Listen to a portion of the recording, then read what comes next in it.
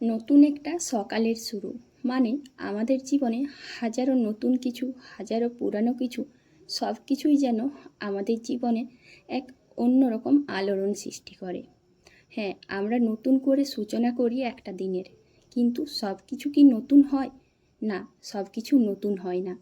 পুরনো কিছু আমাদেরকে আঁকড়ে ধরে থাকে, কিংবা হয়তো বলা যেতে পারে আমরা সেই পুরনোকে, অতীতকে আঁকড়ে ধরে থাকি, তাই হয়তো নতুন দিনে এগোতে পারি।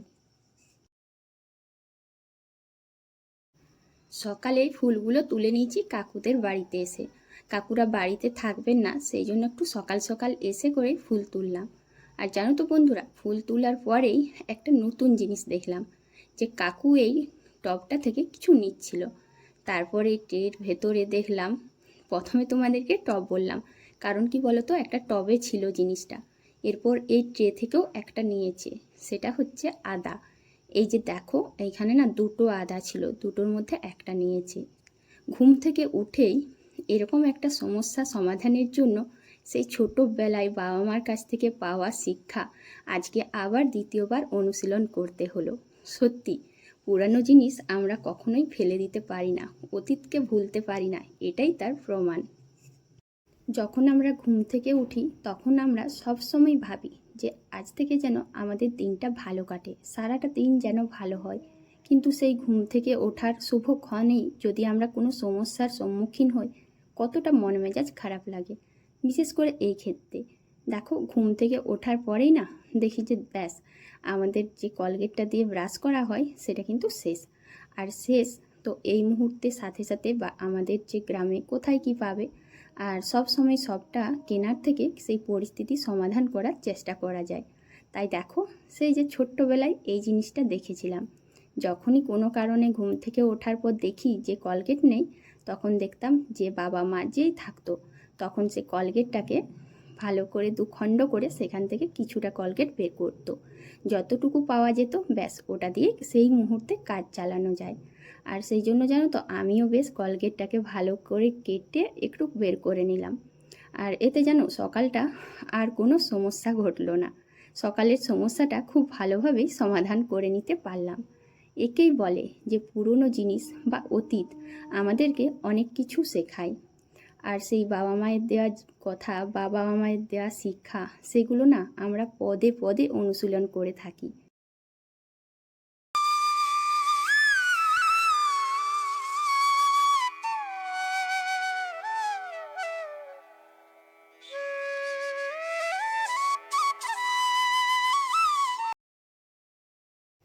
ছেলেকে দিয়েছি বিছানা ঠিক করতে, আর দেখো সে এদিকে ওদিকে চাদরটা টানছে। তো দেখো, এদিকে না কাঁথাটাও ঝুলে গেছে। তবুও একটু অন্যমনস্ক থাকার জন্যে টুকটাক কাজ করাতেই হয়।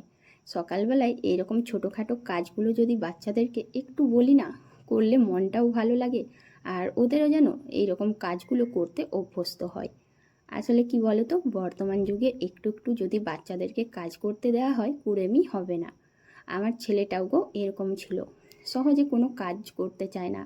আর কেন জানি না, আমার মনে হয় এরকম ছোট ছোট কাজে না ওদেরকে বেশ ভালো করে সমস্ত পরিস্থিতির সম্মুখীন হতে শিখতে দেওয়া যায়। আর সেই কারণেই এই বিছানাটা করতে দেওয়া। হ্যাঁ, বিছানাটা যেমনই করুক, কিন্তু ওরা সেই কাজটার প্রতি আগ্রহ নিয়ে থাকবে। কোনো সময় কোনো অসুবিধেতে ওদেরকে আমরা পাশে পাবো। মায়েরা আমরা তো সব সময় ওদেরকে পাশে পাশে রাখি বা ওদের খেয়াল রাখি, কিন্তু হ্যাঁ, এমনও হতে পারে যখন আমরা নিজেরা কিছু পারলাম না কোনো অসুস্থতায়, তখন কিন্তু এই ছোট্ট ছোট্ট বাচ্চাগুলোই মায়েদের খেয়াল রাখতে পারে। কি বন্ধুরা, ঠিক বললাম তো? আর আমার ছেলেও জানো তো, যখন খুব সমস্যায় পড়ি বেশ ভালোই সাহায্য করে। বিছানা তোলা, জল এনে দেওয়া, মেডিসিন দেওয়া, বা টুকটাক জামা কাপড় গুছিয়ে দেওয়া। হয়তো অনেকেই ভাবে এগুলো করে, কিন্তু ওই যে যতটুকু না করলেই নয়, সেইটুকু অন্তত পেরে যায়। সমস্ত কাজবাজ সেরে নিয়েছি, সেগুলো আর তোমাদের সাথে শেয়ার করলাম না। এখন এই যে রান্না করতে এসে দেখছি যে ডালটা ভেজানো ছিল না, তাই ডালটা একটু ভিজিয়ে দিলাম।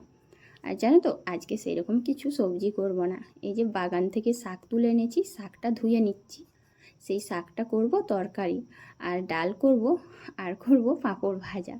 কিছু কিছু অল্প অল্প খাবার দিয়েও এক দুদিন দেখবে ভাতের স্বাদ অনেকটাই বেড়ে যায়।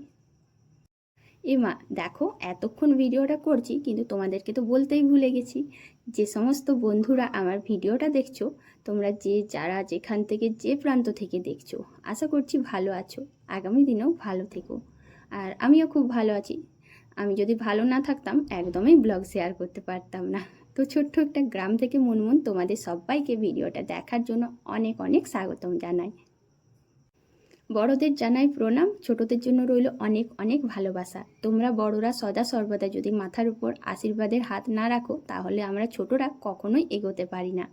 তাই সমস্ত গুরুজনদের জানাই প্রণাম। শীত তো শেষের মুখেই, আর বেগুন আলু দিয়ে শাকের তরকারিটা, এটা কিন্তু শীতের পর আর পাওয়া যাবে না। তাই একটু বাগান থেকে শাক তুলে এনেছিলাম, আর বেগুন আলু দিয়ে শাকটা একটু চচ্চড়ি করেছি। তো এটা না ছকে নিলাম একটু বড়ি দিয়ে। বড়ি দিয়ে ছকে নিতে ভীষণ ভালো লাগে। বড়ির স্বাদটা এত অপূর্ব লাগে যে আর কিছু লাগেই না তরকারিটাতে। এখন যেন খাবার সময় হয়নি, তবুও কেন মনে হচ্ছে যে না, পাঁপড়টা ভেজে নিই, কারণ কিছু জামা কাপড় কাচতে যাব। তাই পাঁপড়টা ভেজে নিচ্ছি, আর ভাবছি যে এই পাঁপড়টা তো ভেজে নিচ্ছি, কিন্তু কিছুক্ষণ বাকি আছে খাবার খেতে, যদি এগুলো নরম হয়ে যায়। আর এটা ভাবতে ভাবতেই মনের মধ্যে উদ্ভব হলো, এদিকে দেখো ছেলেও কিন্তু ঝোঁক ধরেছে যে আমিও পাঁপড় ভাজবো। ছেলে যেটা নিজে থেকে করতে চায়, ইচ্ছে হয়, সেটা না পারলেও একটু একটু করতে দিই, আর সামনেই দাঁড়িয়ে থাকি, তাই সাবধানের সাথেই ওকে করাই। তো দেখো, যে পাঁপড়গুলোই তেল ছিল একটু ঝেড়ে নিয়েছি, কারণ ও করেছে। আর এখন যেন মনে পড়লো যে হ্যাঁ, পাঁপড়গুলো তো পলিথিনে করে ভালো করে প্যাকেট করে কিট দিয়ে দিই। কি বলো তো, এরকম না আমি আমার মায়ের কাছে দেখেছি, এখন কিন্তু অনেকেই এটা করে, আমি অনেক ভিডিওতে এটা দেখেওছি। আর আমি এই শিক্ষাটা পেয়েছি আমার মায়ের কাছে, যখন অনেক বেশি কাজ থাকে না, বা অনেক লোকজন বাড়িতে আসে, এরকম পাঁপড়টা ভেজে নেয়। কারণ যখন খেতে দেবে তখন একা হাতে পাঁপড় ভাজবে না, সবাইকে খেতে দেবে। তাই আমিও কাজটা গুছিয়ে রেখে দিয়ে কাঁচা ধোয়াও করে নিয়েছি। এখন এই যে দেখো, বিকেলবেলায় কিছু জামা কাপড় ছিল যেগুলো সকালে কেচেছি, সেগুলো এখন গুছিয়ে নিচ্ছি। ফেলে আসা দিনগুলো বা ফেলে আসা সেই পুরনো মানুষগুলো, তাদের কাছের পাওয়া শিক্ষে আমরা কিন্তু সবসময় ব্যবহার করতে পারি। আর দেখবে প্রতি পদক্ষেপে সেই শিক্ষাগুলো আমাদেরকে শিখিয়ে দেয় যে হ্যাঁ, তারা কিন্তু আমাদের জন্য একদম গুরুজন। তাদের কথাগুলো আজও কিন্তু আমাদেরকে ভবিষ্যতের দিকে টেনে নিয়ে যায়। তো প্রিয় বন্ধুরা, তোমরা যারা ভিডিওটা দেখলে, আমার ভিডিওটা কেমন লাগলো অবশ্যই কিন্তু কমেন্ট করবে। আর নতুন বন্ধু, পুরানো বন্ধু, সবাইকে জানাই অনেক অনেক ধন্যবাদ। আজ এখানেই শেষ করছি, কাল আবার দেখা হবে, টাটা।